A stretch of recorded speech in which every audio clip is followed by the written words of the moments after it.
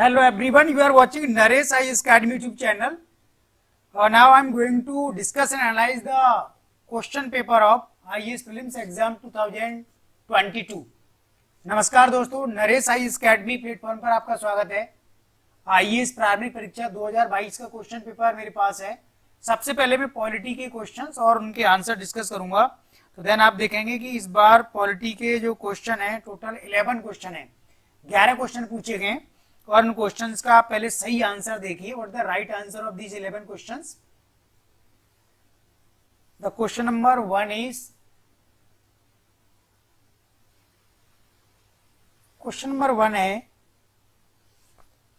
यदि किसी विशिष्ट क्षेत्र को भारत के संविधान की 5वीं अनुसूची के अधीन लाया जाए तो निम्न कथनों में से कौन सा एक इसके परिणाम को सर्वोत्तम रूप से प्रतिबिंबित करता है?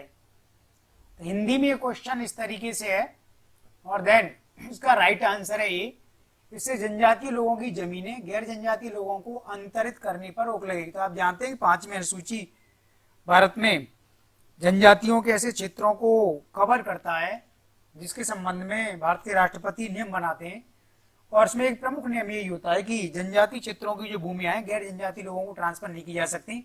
राष्ट्रपति इन शक्तियों का प्रयोग संसद द्वारा बनाए गए कानून के अधीन राज्यपाल के द्वारा करते हैं, इसलिए इसका एप्रोप्रिएट आंसर ए है।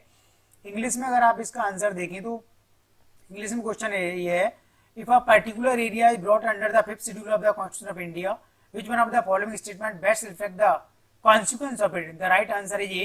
This would prevent the transfer of land of tribal people to the non-tribal people. You know, the 5th schedule deals with the schedules area which are determined by the Indian presidents, and presidents controls and administer these area through the state governor under the parliamentary law, and this is the best or most appropriate answer of this.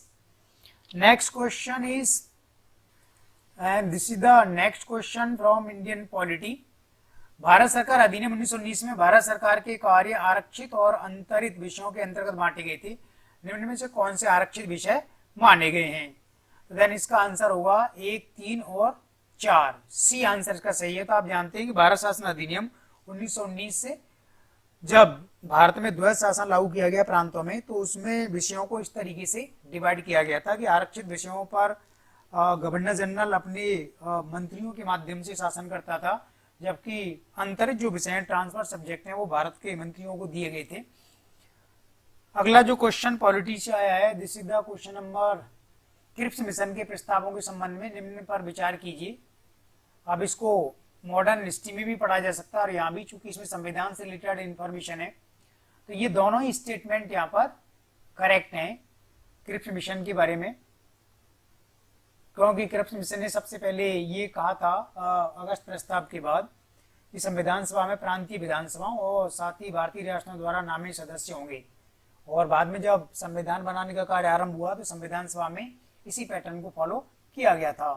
और second statement भी यहाँ पर correct है, क्योंकि जब संविधान बनाने का कार्य आरंभ हुआ तो अल्पसंख्यकों के मन में एक भय पैदा हुआ कि संविधान लागू होने पर उनके अधिकार सुरक्षित रहेंगे या फिर नहीं रहेंगे। तो क्रिप्स मिशन ने उनको एश्योर किया था, अल्पसंख्यकों में मेनली मुस्लिम कैटेगरीज को, कि आप अलग से ब्रिटिश सरकार के साथ इस मामले में एग्रीमेंट कर सकते हैं, और ब्रिटिश सरकार ने इस बात को माना था। इस बात को लेकर के कांग्रेस ने काफी ऑब्जेक्शन किया था। निम्न कथनों पर विचार कीजिए। एच.एन. सान्याल समिति की रिपोर्ट के अनुसार में न्यायालय के अवमानना अधिनियम 1971 पारित किया गया था। ठीक बात है। तो कंटेम्प्ट ऑफ कोर्ट का जो मामला है, संसद ने इस समिति की रिपोर्ट के आधार पर एक एक्ट बनाया था, और उसके एक्ट के तहत इस एरिया को डिफाइन किया गया था। सुप्रीम कोर्ट को इस मामले में कई प्रकार की पावर्स दी गई थी, तो पार्लियामेंट ने मेनली ये एक्ट डिफाइन किया है। देन इसका राइट आंसर है बी, 1, 2 और 4। तीसरा स्टेटमेंट इसलिए गलत है, भारत का संविधान सिविल अवमानना और आपराधिक अवमानना को परिभाषित करता है, ये स्टेटमेंट सही नहीं है, गलत है ये। तो न्यायिक अवमानना के विषय में कानून बनाने के लिए संसद में शक्ति नहीं है। संसद न्यायिक अवमानना का कार्य क्षेत्र भी बढ़ा सकती है और इसका विस्तार कर सकती है। और नेक्स्ट क्वेश्चन जो पूछा गया है, किसी संविधान संशोधन विधेयक को भारत के राष्ट्रपति की पूर्व सिफारिश की अपेक्षा होती है। ठीक बात नहीं है ये। तो आप जानते हैं कि संविधान संशोधन विधेयक को संसद के किसी भी सदन में लाया जा सकता है, लोकसभा या राज्यसभा से। राष्ट्रपति की पूर्व अनुमति की आवश्यकता नहीं है। और अब ये नियम बना दिया है कि राष्ट्रपति इस पर अनुमति देने के लिए बाध्य हैं, राष्ट्रपति अपनी अनुमति इस पर नहीं रोक सकते हैं। और अगर दोनों सदनों में डेडलॉक होता है तो उस पर संयुक्त अधिवेशन नहीं होगा, ये भी क्लियर है। इसलिए इसका आंसर 2 और 3 यानी आंसर इसका बी हुआ। इसके बाद नेक्स्ट क्वेश्चन है, भारत का संविधान मंत्रियों को 4 श्रेणियों कैबिनेट मंत्री, स्वतंत्र प्रभार वाले मंत्री, राज्य मंत्री, उप मंत्री वर्गीकृत करता है। गलत बात है, भारत का संविधान इनको डिफाइन नहीं करता है, ये संसदीय नियमों के तहत किया गया है। सेकंड स्टेटमेंट सही है कि मंत्रिपरिषद का साइज अब इतना रहेगा, तो इसलिए इसका आंसर ओनली बी हुआ। केवल दूसरा स्टेटमेंट सही है।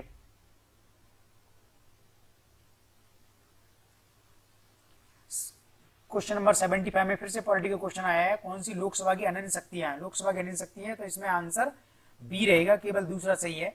मंत्रिपरिषद के विरुद्ध अविश्वास प्रस्ताव केवल लोकसभा से ही आरंभ हो सकता है, राज्यसभा से आरंभ नहीं हो सकता। बाकी जो 2 शक्तियां हैं, लोकसभा की अनन्य शक्ति नहीं है, वो राज्यसभा को भी प्राप्त हैं। फिर अगला क्वेश्चन दल बदल निरोधक कानून पर पूछा गया है 76 नंबर का। तो इसमें पहला वाला स्टेटमेंट सही नहीं है, क्योंकि कोई भी मनोनीत जो सदस्य होता है 6 महीने के भीतर नहीं, 6 महीने के बाद यदि वह राजनीतिक दल की सदस्यता को ग्रहण करता है तब उस पर दल बदल कानून लागू होता है। 6 महीने के भीतर अगर वो ऐसा करता है तो ये कानून उस पर लागू नहीं हो सकता। तो दूसरा स्टेटमेंट सही है कि अगर किसी ने दल बदल किया है तो उस मामले में पीठासीन अधिकारी लोकसभा के स्पीकर को या राज्यसभा के सभापति को कोई डिसीजन इसमें लेना है, तो उसका कोई टाइम फिक्स नहीं है कि इतने महीने में आपको डिसीजन देना है, इसलिए इसका आंसर भी बी हुआ। फिर इस भारत का मान्यवादी और सॉलिसिटर जनरल का क्वेश्चन पूछा गया। ठीक बात है, मान्यवादी को भारत की संसद में बैठने का अधिकार है, बोलने का अधिकार है, भारत के किसी न्यायालय में सुनवाई का अधिकार है, लेकिन अगर मान्यवादी एब्सेंट है तो उसके स्थान पर सॉलिसिटर जनरल को अधिकार दिया गया है। दोनों ही स्टेटमेंट करेक्ट हैं, इसका आंसर सी रहेगा। अगला क्वेश्चन फिर रिट के संबंध में पूछा गया है और इसका सही आंसर है सी। 1 और 3 सही है। तो मैंडेमस जो रिट है इसका अर्थ होता है सबसे बड़ा आदेश। तो सुप्रीम कोर्ट, हाई कोर्ट दोनों रिट जारी करते हैं अगर मूल अधिकार नागरिकों के इससे प्रभावित होते हैं। और मैंडेमस रिट जनरली तो सरकारी अधिकारियों के खिलाफ जारी की जाती है, लेकिन यदि किसी प्राइवेट संस्थान को आपने सार्वजनिक कार्य दिया हुआ है और वो टाइमली उस काम को नहीं करता है तो इस मामले में रिट जारी हो सकती है। दूसरा वाला स्टेटमेंट यहाँ पर लागू नहीं होता है, ये गलत है। अगला क्वेश्चन जो पॉलिटी से पूछा गया है, लोकसभा के उपाध्यक्ष के बारे में क्वेश्चन आया है, डिप्टी स्पीकर ऑफ लोकसभा। तो लोकसभा उपाध्यक्ष का चुनाव कैसे होगा और किस तरीके से ये सब डिसाइड होगा।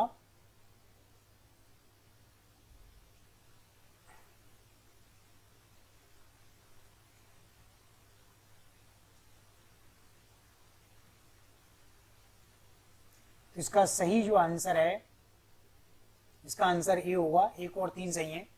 तो लोकसभा उपाध्यक्ष के चुनाव की तारीख लोकसभा के अध्यक्ष तय करते हैं और फिर लोकसभा का जो सेक्रेटरी या महासचिव होता है वह इसकी जानकारी सभी सदस्यों को देता है और तब एक उस डेट को उपाध्यक्ष का चुनाव होता है। और अब यह स्थापित नियम है कि उपाध्यक्ष हमेशा किसी विपक्षी दल से ही बनाया जाएगा। तो ये कुल 11 क्वेश्चन है जो पॉलिटी से पूछे गए।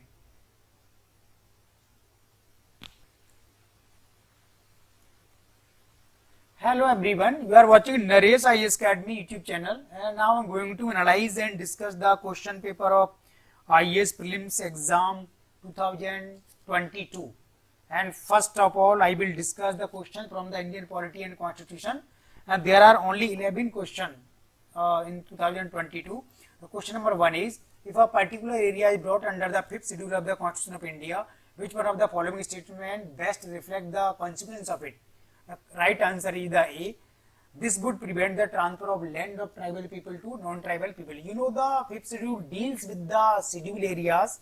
Schedule areas are the areas of the tribesmen and which are regulated and determined by the Indian President, and Indian President administered the area through the state governor under the parliamentary law. And there are so many provisions regarding the 5th schedule or the schedule areas, and one of them is the transfer of land of any tribal people to the non-tribal peoples. It is strictly restricted. So the answer is A. And the next question is,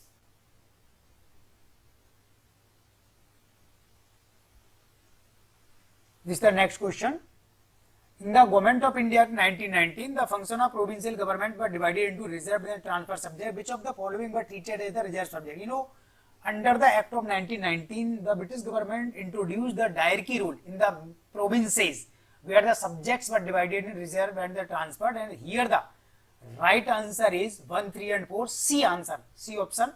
Administration of justice, land revenue and police were kept under the reserve subjects, and they were administered by the Governor General with the help of their English ministers, while the transfer subject were given to the Indian ministers. So the right answer is C. And the next question is, with reference to proposals of Cripps mission, consider the following statement. You know, Cripps mission arrived in India in 1942, and this was the single member mission and chaired by the Stephen Cripps. And during the Second World War, it proposed so many offers to the Indians. And according to the question, here the right answer is C. Both 1 and 2 are correct. The Cripps mission was the next step to the August offer of 1940, and it assured the minority classes like the Muslims to protect their interest, and they can protect their interest to the British government. So the British government provided the second statement. Though both of the statements are here correct. And the next question is, consider the following statement. Pursuant to the report of H.N. Sandel Committee, the Contempt of Court Act 1971 was passed. There are the 4 statements, and here the right answer is option B. 1, 2, 4 are correct. Statement 3rd is wrong because here it is said the Constitution of India defines civil contempt and criminal contempt. This is wrong because Indian Constitution doesn't define this. It was defined under the Act by the Indian Parliament, and under the Parliamentary Act, Supreme Court have empowered to take any actions, and Parliament has power to define and to enlarge the scope and curtail the scope of the contempt of court. So the answer is B. 1, 2 and 4 are correct. And the next question is, consider the following statement. The question is taken from the Constitution Amendment Bill, and the right answer is B. 2 and 3 are correct. There is no requirement of prior assent of Indian President before introducing any bill if it is a Constitution Amendment Bill. And second and third statement here are correct, and this is now mandatory to President not to exercise the veto power. President is bound to assent the bill, and if there is any disagreement between the Lok Sabha and Rajya Sabha, and there is no scope for the joint sittings. And the next question is, this is the question. Consider the following statement. The Constitution of India classifies the minister into 4 ranks with. This is wrong. Constitution doesn't define the categories of minister. This is defined by the parliamentary laws or the parliamentary conventions. And here the second statement is correct. The size of council minister have defined under the 91st Amendment Act 2003. So the answer is B. Only second statement is correct. And the next question is, which of the following is the exclusive power of Lok Sabha? The exclusive power of Lok Sabha is only the second, to pass a motion of no confidence against the Council of Ministers. Definitely no. The no confidence motion only can be introduced in the Lok Sabha, not in Rajya Sabha. While the statement 1 and 2 are same applicable in case of the Rajya Sabha, so they are not the exclusive power, they are the parallel power with the Rajya Sabha. And the next question is, with reference to anti-defection law in India, consider the following statement. Here, this applicable only the second statement. The law doesn't provide any time frame within which the presiding officer has to decide a defection case. In case of nominated member, it is applicable if he has defection after the 6 month, not within the 6 month. So the second statement is correct. The answer is B only.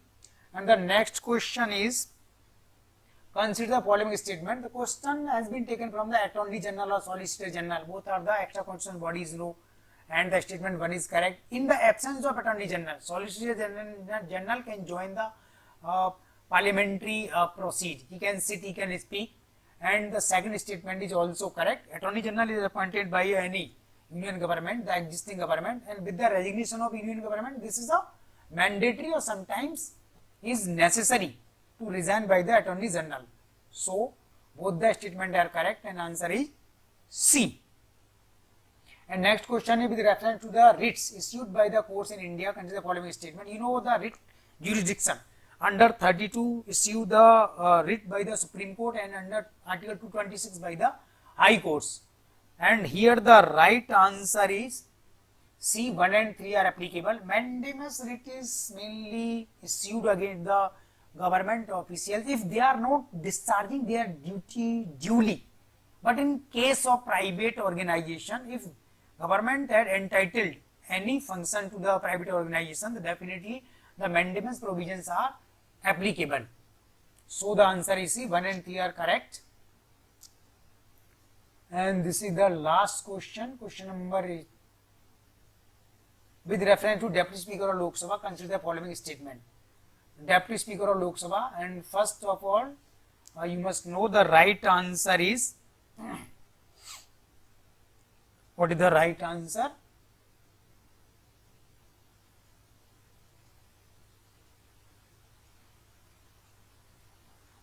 The right answer is A. Only answer A is correct. You know, Deputy Speaker is mainly from the opposition party, never from the ruling party. Now it has become a parliamentary convention. So the second statement is wrong, and the date and time of election of Deputy Speaker is fixed by the Speaker, and it is introduced, or it is acknowledged by the General Secretary of Lok Sabha to all the members of Lok Sabha. You may join our IAS mains exam series. We are providing answer writing session and offline classes at Jaipur Center. Thank you.